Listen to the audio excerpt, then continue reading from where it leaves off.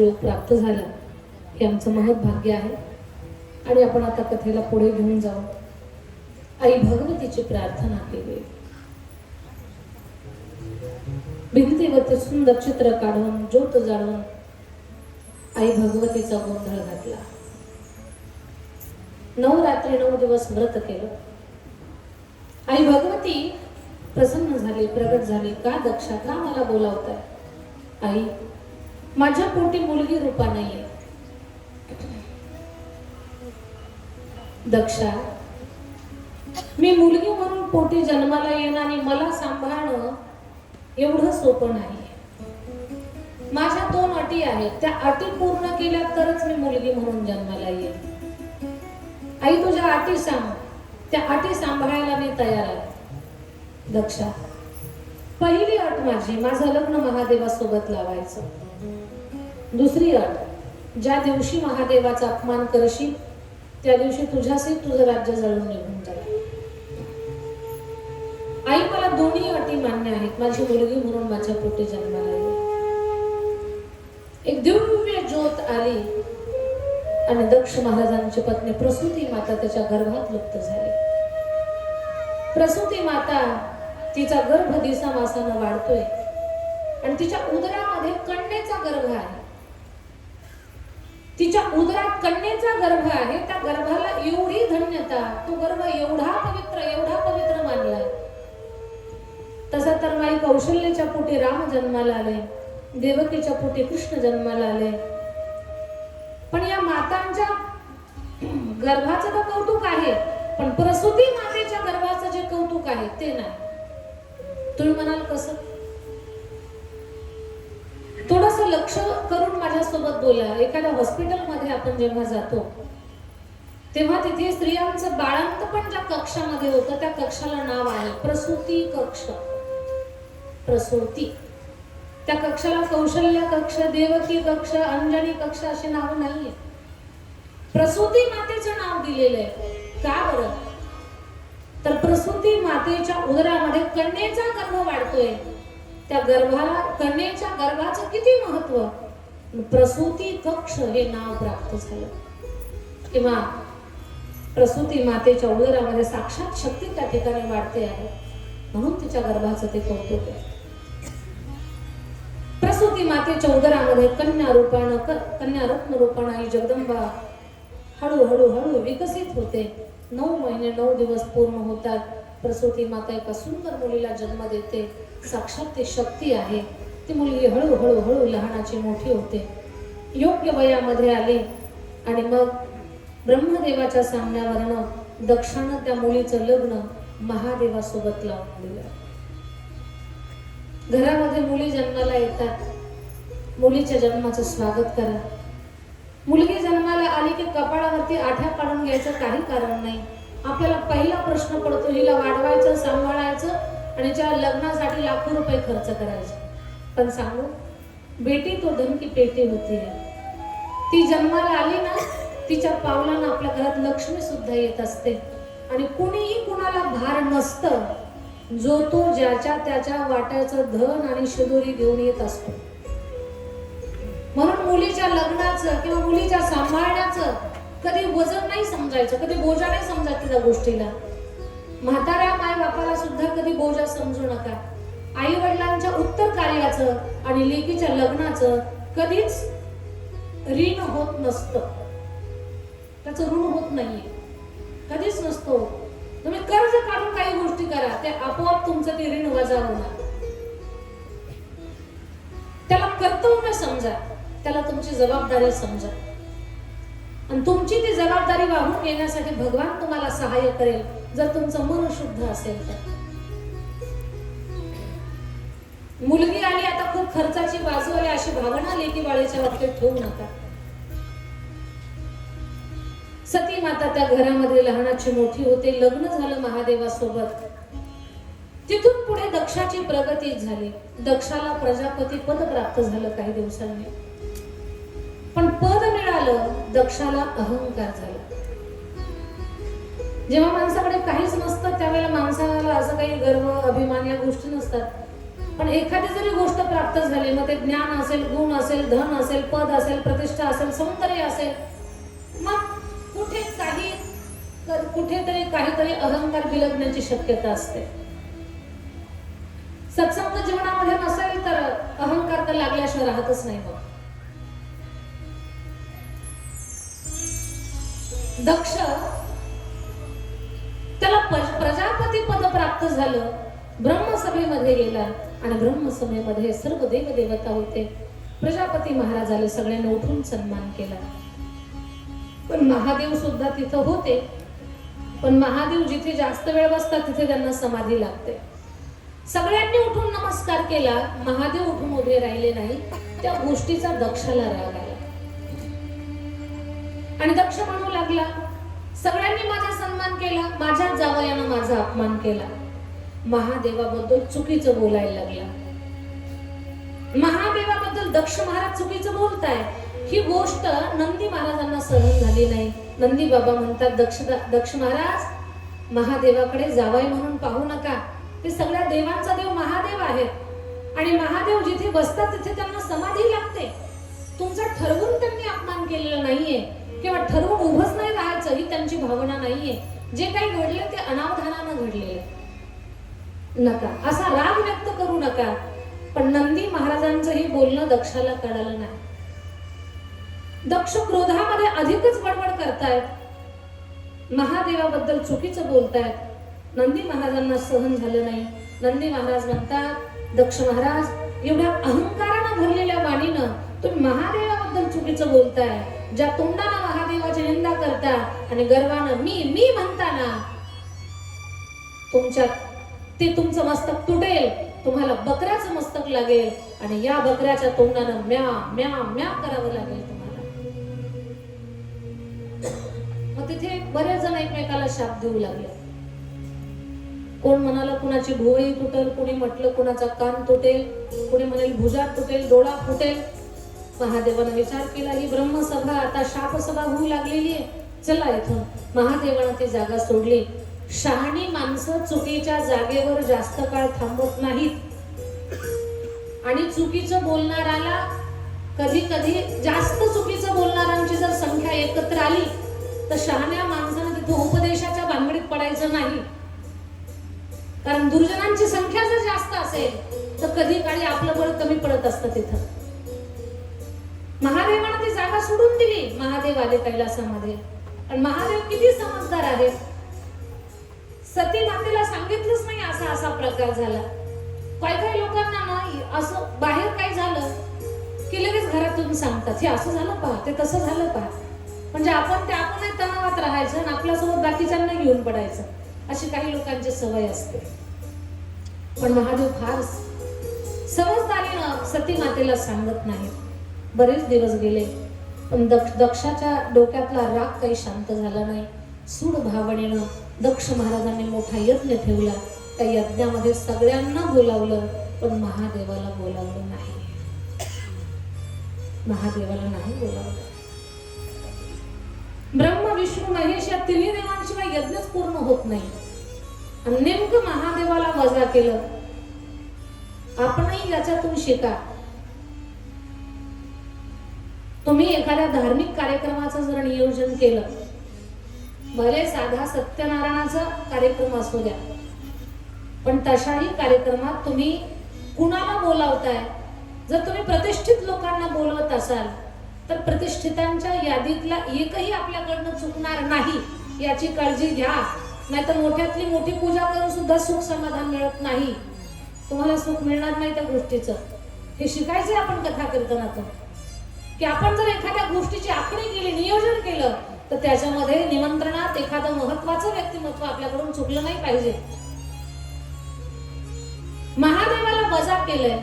सगळे देवदेवता आकाश मार्गे निघाले. देव स्त्रिया शृंगार करून निघालेले आहेत. कैलासावरून जाताना माता सतीनं पाहिलं, स्वामी ही कुठं निघाले आहेत देवता? सती, तुझ्या वडिलांच्याकडे यज्ञ आहे आणि यज्ञासाठी चाललेले आहे. स्वामी, माझ्या वडिलांच्या घरी यज्ञ? मग कदाचित बाबा आपल्याला निमंत्रण द्यायचं विसरले असतील. चला बरं आपण जाऊ. नाही सती, बिना निमंत्रण जायचं नसतं. स्वामी माझ्या वडिलांचं घर आहे, तिथे निमंत्रणाची काय गरज? सती तुझ्या बाबतीत ठीक आहे, पण मी त्यांचा जावई आहे, मी बिना निमंत्रण जाणं योग्य नाहीये. आणि मला असं वाटतंय सती तूही जाऊ नकोस. पण सती माता महादेवाचं ऐकत नाहीत. माहेरची ओढ असावी बरं. मी अजिबात तुम्हाला असं म्हणणार नाही की तुम्ही माहेरची ओढ मनात ठेवू नका, ठेवा. माहेरची ओढ असावी, पण आपले पती जर कधी काळी म्हणत असतील बाई आता एवढ्या वेळेला जाऊ नकोस, तर त्यावेळेला पतीच्या शब्दाला प्राधान्य द्या, तुमच्या मनाला आवर घाला. हे तुमच्यासाठी सांगते, इकडे नाही, इकडे बोलते मी, हे समजून घ्या. कधी काळी जर आपल्याला सांगत असतील आता जाऊ नको, तर आपल्या पती परमेश्वराच्या शब्दाला मान्यता द्या. आणि ओढ असावी, पण सती माते एवढी सुद्धा नसावी. कारण जिथे भगवान शिव सांगता सती जाऊ नको, आपल्या पतीच्या शब्दाचं ताडण करून माता सती निघाल्या. परिणाम खूप मोठ्या संकटाला सामोरं जावं लागलं. महादेवाचा शब्द डावलून जेव्हा सती माता जातात, पिता भवन जब गई भवानी दक्ष त्रास काहून सनमानी. तिथे फक्त आई गोड बोलणारी भेटली, बाकी सगळ्यांनी द्वेष केला, बाकी सगळ्यांनी तिरस्कार केला, सगळ्यांनी उपहास केला. कोणी बहिणी म्हटलं का ग उशीर झाला, गाडी खराब झाली का? एक म्हटली का ग तुझ्या पतीच्या डोक्यात ती पाईपलाईन आहे ती बंद झाली का नाही? एक तर म्हटली का ग तुझा पती काही कपडे वगैरे घालतो का नाही, अजून तसाच फिरतो. सगळ्यांनी उपहास केला. पण बहिणींच्या बोलण्याकडे दुर्लक्ष करून जेव्हा यज्ञ भवनामध्ये माता सती गेल्या, तेव्हा त्यांनी पाहिलं सगळ्यांना पूजेचा मान आहे, माझ्या महादेवाला पूजेचं स्थान आहे. बाबा, महादेवाशिवाय हा यज्ञ पूर्ण होऊ शकत नाही. बाबा, हा तुम्ही यज्ञ अहंकाराने उभा केला. बाबा, तुम्हाला शंकर कळाले नाही म्हणून तुमच्या अंतःकरणात अहंकार आहे. ए पोरी, हा यज्ञ मी अहंकाराने नाही केला. नाही बाबा, तुम्ही महादेव वजा केले, याचा अर्थ अहंकार तुमचा जागा आहे. बाबा, धार्मिक कार्य पूर्ण करण्यासाठी विकृतींना दूर ठेवावं लागतं, तेव्हा धर्माचं कार्य, धार्मिक कार्य यशस्वी पार पडत असतं. बाबा, काम जिंकायचं असेल तर रामाचं भजन करावं लागतं, आणि अहंकाराला जिंकायचं असेल तर शंकराचं नाव घ्यावं लागतं. पण तुम्ही तर या यज्ञात शंकरच वजा केले. सरळ सरळ लक्षात येतंय इथे अहंकाराचा डोंगर मोठा झालेला. बाबा, अजूनही वेळ गेलेली नाहीये. तुमची लेक तुम्हाला समजावून सांगायला आले. बाबा, बापानं सांगायचं असतं, लेकीनं ऐकायचं असतं, पण उलट झालं बरं आज. असू द्या, असू द्या, काही हरकत नाही, पण तुमची लेक काय सांगते तिकडे लक्ष द्या. बाबा, अहंकार सोडा, डोक्यातला राग सोडा. महादेवाला जावाई म्हणून नाही, तिने देवातला एक प्रमुख देव म्हणून पहा. या यज्ञाला बोलवा. त्यांच्याशिवाय हा यज्ञ सुंदर तर दिसतच नाही, पण तो सफल सुद्धा होणार नाही. दक्ष अधिकच रागात, ए पोरी, त्या महादेवाचं गुणगान माझ्यासमोर गाऊ नको. तो काय माझ्या जावाई होण्याच्या पात्रतेचा? मरकटलोचन महादेव तो. चुकलोय मी. तुझ्यासारखी सुंदर कन्या मी महादेवाला पत्नी म्हणून दिली, माझं चुकलं. बेटा, दे सोडून महादेवाला आणि येऊन राहा माझ्याकडे. शब्द तुम्ही पुन्हा ऐका एकदा. काय म्हणताय दक्ष? दे सोडून महादेवाला आणि येऊन राहा माझ्याकडे. जगातल्या कुठल्याच बापानं आपल्या लग्न झालेल्या मुलीला या शब्दांचा प्रयोग कधीच करायचा नाही की तुझं सासर सोडून दे आणि माहेरात येऊन राहा. तुमच्या घरी सोन्याचा धूर निघू द्या, तुमची मुलगी प्रारब्धानं झोपडीत राहू द्या, पण ती झोपडीतच सुंदर दिसते, तुमच्या सोन्याच्या महलात गोड दिसत नाही. तुमचं लेकरू दिल्या घरी सुंदर दिसतं, छान दिसतं. 15 दिवसापेक्षा जास्त काळ जर मुलगी माहेरात दिसली ना, तर काहीच कारण नसतं, शेजाऱ्यांच्या पोटात पोटदुखी होते. ते लगेच म्हणतात, का झालं? 15 दिवसापासून घरी, महिना झाला, 2 महिने झाले, ताईडीला सांभाळत नाहीत का, लक्ष देत नाहीत का, माणसं खट्याळ आहेत का, एवढे प्रश्न विचारतील तुम्हाला, खाल्ली लांगी लागू देणार नाही. बरं, काही म्हणतील ते म्हणत होते हो, असं म्हणत होते, आम्ही नाही म्हणत, ते म्हणत होते. ते म्हणजे हेच म्हणतात, पण हे कळत नाही आपल्याला. आपण खाल्लेलं आपल्या अंगी लागू देत नाहीत. कोणी म्हणाल ताई सासरवाडीमध्ये आमच्या लेकीबाळीला खूप त्रास होतो, तरी आम्ही तिथे ठेवायचं का? मुलगी देताना 100 वेळा चौकशी करा, 1000 वेळा तुम्ही पारख करा. एवढं करूनही जर तुम्ही चुकलात, तुम्ही फसल्या गेलात आणि तुम्ही नाना प्रयत्न केले, त्यांना 10 वेळा समजावून सांगितलं, 100 वेळा समजावून सांगितलं आमच्या लेकराला सांभाळा, तरी ते माहेरातच आणून सोडतायत, तर तुमच्या लेकी बाळीला एवढं शिकवा, एवढं विद्वान बनवा, एवढं संस्कार संपन्न बनवा, एवढं गुणवान बनवा, तिला तिच्या पायावर उभं करा.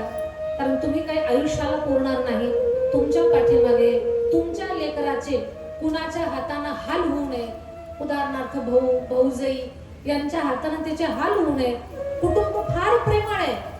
तुम्ही जेवढं प्रेम तुमच्या लेकीवर करताना तिचा भाऊ तुमच्यापेक्षा जास्त प्रेम करतो तिच्यावर, हे जरी मान्य असलं तर आई वडील असल्यानंतरचा भाग असतो वेगळा आणि ते गेल्यानंतरचा भाग वेगळा असतो.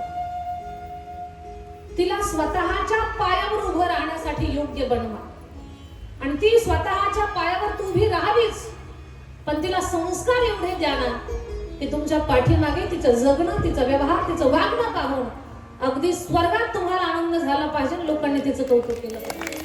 एवढं छान तिला संस्कार द्या. कधी कधी खूप पाहिलं तरी निर्णय चुकत असतात. जनक राजानं सीता मातेला रामरायाला अर्पण करताना काय कमी होतं राघवाकडे? अयोध्येचे पुढचे भावी राजा होते, ते सगळं ऐश्वर्य होतं, पण प्रारब्ध असं होतं की आईला 14 वर्षाच्या वनवासाला जावे लागले. हा प्रारब्धाचा भाग असतो. कधी कधी प्रारब्ध माणसानं स्वीकारून चालायचं, तेव्हा स्थिर राहाल तुमच्या जीवनामध्ये. पण दक्ष जे सांगतोय ना आपल्या मुलीला, असं जगातल्या कुठल्याच बापानं आपल्या मुलीला शिकवायचं नाही की दे सोडून तुझ्या सासरला माहेरात येऊन राहा. पण हे बापानं किती शिकवू द्या.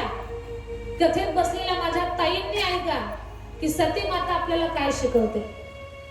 सती माता म्हणते, बाबा महादेवाला सोडून दे.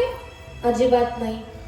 बाबा माफ करा मला, मी एक वेळेला तुमच्यापासून मिळालेला देह सोडून देईल, पण महादेवाला सोडणार नाही. हे जगातल्या प्रत्येक माझ्या ताईनं, विवाहित स्त्रीनं शिकायचंय. आपला पती आपल्यासाठी सर्वस्व आहे. तो आपलं सौभाग्य, तो आपली श्रीमंती, तो आपलं सौंदर्य, ते आपलं समाधान, आपल्या जीवनाची उन्नती, आपल्या जीवनाची सफलता आपला पती आहे. आपल्या कपाळावरचं कुंकू हा तुमच्या जीवनातला सगळ्यात मोठा अलंकार आहे. त्याला सांभाळा, त्याची काळजी घ्या. तोच तुमच्या जीवनातला सगळ्यात मोठा देव आहे. त्याची सेवा करून पतिव्रता धर्म प्राप्त केला तर विश्वाचा मालक तुमची सेवा करायला येईल. हे समजून घ्या. सती माता शिकवते आपल्याला, बाबा मी देह सोडेन पण महादेवाला नाही सोडणार.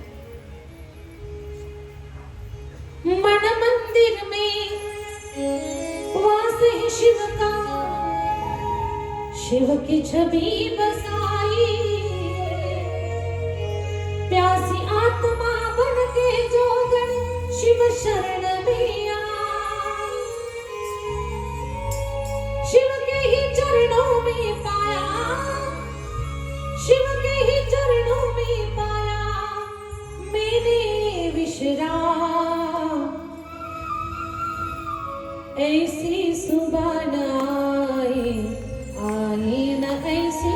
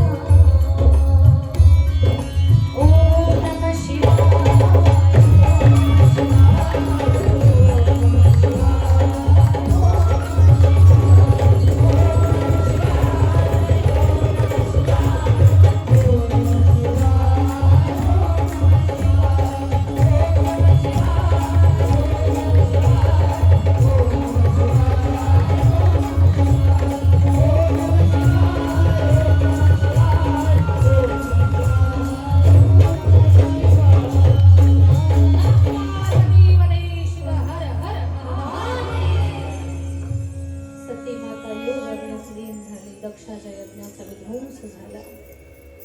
हजारो वर्ष हातात सती मातेचं शव घेऊन महादेव ब्रह्मांडात फिरतात, सती सती सती. पण सती माता योग अग्नीत लीन होत असताना त्यांची वासना, जन्मोजन्मी मला महादेवच पती मिळावे, हीच सती माता हिमालय राजाच्या पोटी कन्या रत्न रूपाने जन्माला येते. पर्वताची मुलगी नाव पार्वती ठेवलं जातं.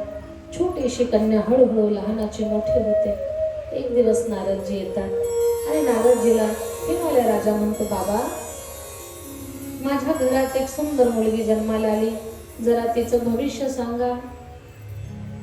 बाबांनी हात पाहिला. वा वा वा हिमालया, अरे काय भाग्यवान कन्या आहे तुझी. ही तर महान पतिव्रता साक्षात, ही परांबा आहे, ही भगवती, ही शक्ती आहे, ही तर पतिव्रता आहेच आहे. हिचं नाव घेणाऱ्या स्त्रिया पतिव्रता धर्माला प्राप्त होतील. महाभाग्यवान आहे ही, महाभाग्यवान. आणि तू खूप भाग्यवान आहेस हिमालया. तुम्ही स्वतः भाग्यवान आहात की अशा अद्भुत तेजस्वी ओजस्वी कन्येचा पिता होण्याचं महत्भाग्य तुम्हाला प्राप्त झालं. हिमालय महाराज, या तुमच्या कन्येच्या नशिबात 4-2 गोष्टी थोड्याशा वाईट आहेत. बाबा नेमकं काय चुकीचं आहे? पण हिला जो पती मिळणार आहे ना, त्याचं काळीवर शेत नाही, पांढरीवर घर नाही, त्याला आई नाही, त्याला वडील नाही, त्याला मित्र नाही, त्याच्या अंगावर कपडा नाही, राहायला घर नाही, असा हिला पती मिळणार आहे. आई तर चक्करच येऊन पडले धडामकन. म्हणे असला जावाई. आणि सासूबाई नेमकं जावायचं धनच पाहत असतात. कन्यावर येते रूपम माता वित्तम पिता शतम बांधवा कुलविच्छन्ति मिष्टान्नमी तरे जना. सासूबाईला तर जावाय किती श्रीमंत आहे तेवढंच पाहिजे असतं. मग तो गुटखा ठेंगणा काळा कुट्ट असला तरी चालेल, पण सासूबाई अशी जाहिरात करणार, माझ्या जावयासारखा जावाई अख्ख्या रांजणोलीत नाही, आणि ढेकळात टाकला तर ओळखू येत नाही, त्याचं वर्णन करणार. माझा जावाई चंद्राचा प्रकाश फिकट, पण त्याला दिवा लावून पाहावं लागतं, एवढा काळ. पण सासूबाईनं वर्णन करावं जावयाचं, ते आपण ऐकावं. मग आपण पेपर सोडवताना समजून घ्यावं 99.99% खोटं, 1% खरं. आता तर या जावयाचं वर्णन ऐकून चक्कर येऊन पडल्या. म्हणे असला जावाई. पण माता पार्वती म्हणतात, बाबा असा पती मिळण्यासाठी मला काय करावं लागेल? पोरी तुला कळतंय का? अगं याला घर नाही, अंगावर कपडा नाही, आणि तू म्हणते त्याला प्राप्त करण्यासाठी. बाबा माझ्या लक्षात आलं हे सगळं वर्णन महादेवाला लागू होत आहे. काय करावं लागेल? मला तपश्चर्या करावी लागेल. घोर तपश्चर्या केली, भयंकर तपश्चर्या. घर नसणारा, कपडा नसणारा, काही म्हणजे व्यवहार काहीच नाही, असा पती मिळवण्यासाठी घोर तपश्चर्या. एवढं तप केलं माता पार्वतीनं, आणि तपश्चर्या पाहून सप्त ऋषी परीक्षा घेण्यासाठी आले. आई कशासाठी तपश्चर्या करतेस? कुणासाठी? म्हणे महादेव पती स्वरूपात प्राप्त व्हावेत त्याच्यासाठी. अरे रे रे आई, तू ज्याला पती म्हणून स्वीकारणार आहेस, अगं त्याला राहायला घर नाही. माता पार्वती म्हटल्या, नो प्रॉब्लेम, घर नाही तेच चांगलं आहे, फरशी पुसायचा ताण नाही. सप्तऋषी चकित झाले. अगं आई, ते घराचं जाऊ दे, त्याच्या अंगावर एक सुद्धा सोन्याचा दागिना नाही. माता पार्वती म्हटल्या, चोर यायचा प्रश्नच नाही. एक ऋषी बोलले, आई अगं ज्याला तू पती म्हणून स्वीकारणार आहेस त्याच्या अंगावर कपडा सुद्धा नाही. माता पार्वती म्हटल्या, कपडे धुवायचा ताणच नाही. एक ऋषी तर बोलले, आई स्मशानात राहतं, स्मशानात. माता पार्वती म्हटल्या, मी तर काही कुणाच्या घरी जाणार नाही, पण प्रत्येकाला माझ्या घरी एक ना एक दिवस यावंच लागणार. स्मशान असलं तरी चालत. एक ऋषी बोलले, आई अगं 4 घरची भिक्षा मागतं आणि मग खातो. माता पार्वती म्हटल्या, स्वयंपाकाचा ताण नाही, आयतं जेवण करायचं. भांडे घासू नका, डाळ निवडू नका, भाकरी बनवू नका, गॅस पेटवू नका, नो टेन्शन, आयतं जेवण करायचं. असला पती जो आयतं खाऊ घालतोय मग काय टेन्शन आहे, मला हाच पती पाहिजे. पास झाल्या. आई परीक्षा घेतली तुझी. माता पार्वती म्हटल्या मलाही माहितीये शिव कोणालाही मिळत नाही.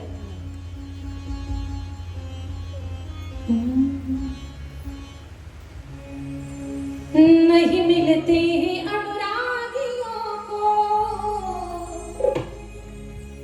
नहीं मिलते हैं अनुरागियों को, शिव तो मिलते हैं बैरागियों को, शिव तो मिलते हैं बैरागियों को.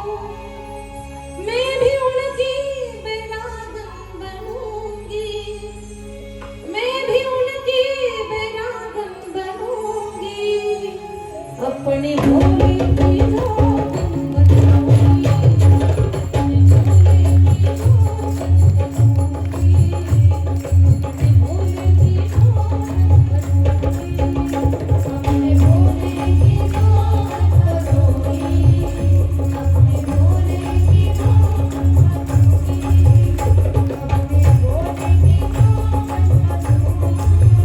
मैं तो शिव की उजालन बनूंगी, मैं तो शिव की उजालन बनूंगी, अपने भोले की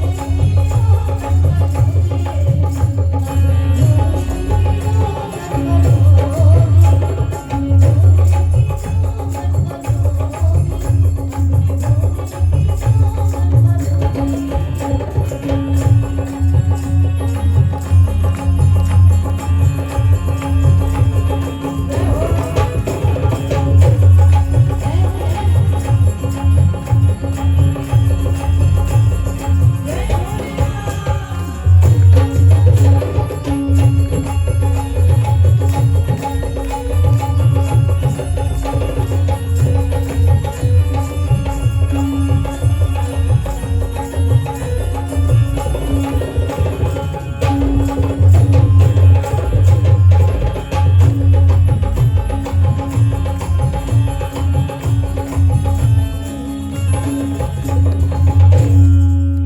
सप्तऋषींनी परीक्षा घेतली. आईला सांगितलं आई तुझी परीक्षा घेतली, आता तुला तप करण्याची गरज नाही.